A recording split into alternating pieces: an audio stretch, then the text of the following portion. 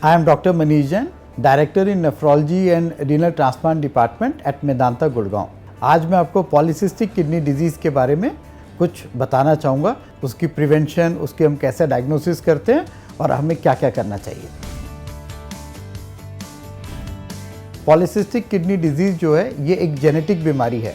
ये हमारी जेनेटिक में ट्रांसफ़र होती है, जो मतलब कि जो पेरेंट्स हैं उससे आगे बच्चों में आ सकती है या भाई बहन में हो सकती है। तो उसके लिए हमें ये देखना पड़ता है कि किस तरह से कैसे इसमें है, और फैमिली मेम्बर्स की स्क्रीनिंग बहुत ज़्यादा ज़रूरी हो जाती है। पॉलीसिस्टिक किडनी डिजीज़ शुरू में बिल्कुल एसिम्प्टोमेटिक हो सकता है इसके बारे में हमें पता ही ना लगे। पर क्या चीज़ है कि अगर पेरेंट्स में है या किसी भाई बहन में है और उसके लिए हमने स्क्रीनिंग टेस्ट किया तो हमें पता लग जाएगा कि पॉलीसिस्टिक किडनी डिजीज़ है। बेसिकली क्या होता है, मोस्ट लाइकली ये adult autosomal dominant polycystic kidney disease होता है, तो जो कि 50% बच्चों में आ सकता है पेरेंट्स से।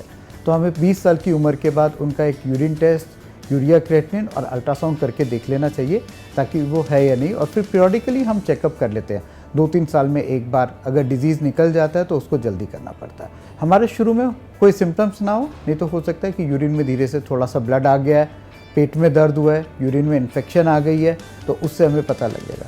सिस्ट बेसिकली क्या है, किडनीज़ के जो हमारे सेल्स होते हैं शुरू में जब हम जेनेटिक ग्रो कर रहे हैं तो पूरी तरह से ग्रो ना करके सिस्ट का फॉर्म ले लेते हैं। सिस्ट बैलून लाइक, गुब्बारे की तरह किडनी का फुलावट हो जाता है। ये बाहर से नहीं दिखेगा, पर हमें किडनीज़ के अंदर अगर स्कैन करेंगे तो उससे पता लग जाएगा।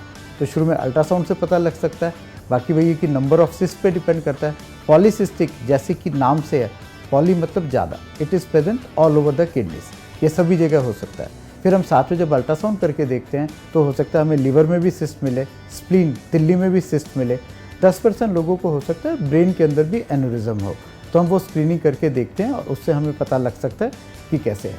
हमें इसके लिए अपना ब्लड प्रेशर कंट्रोल रखना है। फिर हम अपना यूरिन का टेस्ट करते हैं, यूरिन के अंदर हम देख लेते हैं फिर कि प्रोटीन यूरिया है या नहीं है।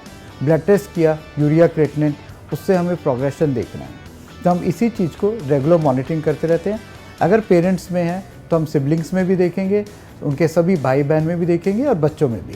अगर नहीं है तो भी हम पीरियडिकली मेजरमेंट करते हैं और आगे अपना उसका बचाव करते रहते हैं। बेसिकली पॉलीसिस्टिक किडनी डिजीज़ के अंदर अभी काफ़ी इम्प्रूवमेंट हुई है और काफ़ी हमारी इसके अंदर रिसर्च भी हुई है।